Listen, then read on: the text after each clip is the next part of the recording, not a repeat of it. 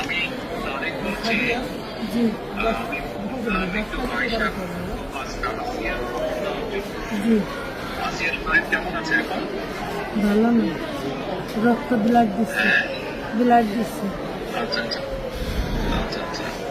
তো আমি আমাদের ওখানে যারা নেতা কর্মী আছে, বিশেষ করে নয়ন আছে, ওখানে ওকে আমি বলেছি, আমাদের মাগুরায় যারা নেতৃত্ব আছে তাদেরকে আমি বলেছি যে তারা পাশে থাকবে, তারা আসিয়ার পাশে থাকবে, যাতে আসিয়ার ন্যায় বিচার হয়। জি আসিয়ার সাথে যারা অন্যায় করেছে তারা যাতে শাস্তি পায়। এর জন্য আমাদের অবস্থান থেকে আমরা চেষ্টা করব, যতটুকু সম্ভব আমরা চেষ্টা করব যাতে দেশের আইন অনুযায়ী আপনারা যাতে সঠিক বিচার জি করতে। এবং একই সাথে আমি নয়নকে বলেছি যে আসিয়ার জন্য চিকিৎসার জন্য যেসব ব্যবস্থা নেওয়া সম্ভব সেই সব ব্যবস্থাগুলো আমরা চেষ্টা করবো আমাদের দলের অবস্থান থেকে। না, ওই নয়ন ভাই খুব করেছে আমার জন্য। আমার যে খোলাফান আছে ওরা সারা রাত যাবে, আমার জনের যা লাগে সব দিচ্ছে। মানে ওনার নির্দেশে করেছি। আপনার কাছে একটু আবদার, আমার ছোট বলি, আপনি যদি দেখতেন ওই বুকগুলো খাইগুলো বিক্রি করছে, তাহলে আপনারই কেন আসতেন যে ওরা কি জঘন্য খারাপ ব্যবহার করেছে আমার মানুষের।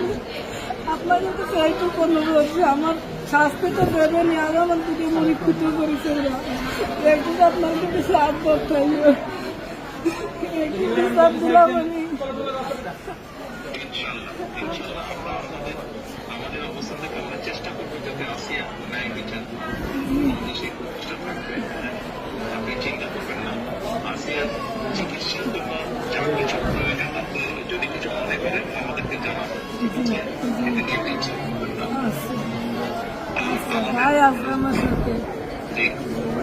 আমাদের লোকজন সবাই নেতারা আপনার পাশে, আসিয়ার পাশে তারা থাকবে। জি আছে নয়ন ভাই, আপনি নয়ন ভাই আছে, আপনি আছেন, আপনি তো সব দেখতেন, তারপরে আমার দেখতে কি যায়।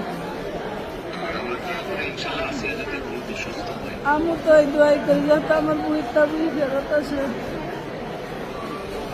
ইনশাল্লাহ টেনশন করবেন না, চিন্তা করবেন না, দেশের মানুষ আপনার পাশে আছে।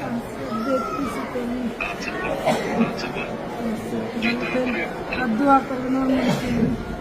ইনশাল্লাহ দোয়া করি, ভালো থাকবেন। জি, আসসালামু আলাইকুম। জি স্যার, আসসালামু আলাইকুম স্যার। আসসালামু আলাইকুম। আসসালামু আলাইকুম। আবার কার সাথে কথা বললেন?